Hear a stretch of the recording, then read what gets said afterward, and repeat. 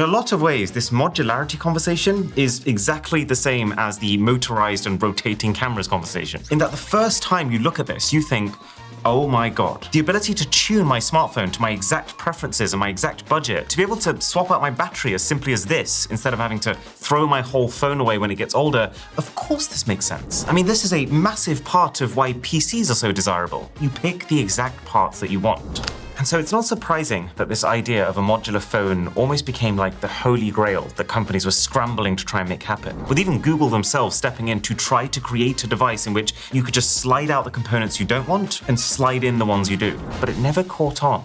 See, unlike a PC, for which pretty much every PC case has tons of space inside so you can freely swap components even if they are different sizes, with a smartphone, everything has to fit exactly, which creates two problems. A, that how do you create one phone body that is so flexible that someone could choose anything from a camera this big to a pro-level camera this big? And then if you are only going to use a camera this big, why would you pay for such an expensive body that has specifically costed more because it has all the connectors and image signal processors needed to support the higher end camera that you're not even taking advantage of? And then B, how do you make it such that all of these pieces, they don't just become e-waste the second that a new model comes out? Like with this LG G5, either LG decides that all their future phones are going to have this exact same dated shape, this size screen, and the exact same connectors, or these modules become useless the moment that you upgrade your phone, thus actually creating even more waste than if they just built 3 different versions of this phone, which each had one of these bases fixed inside of them, and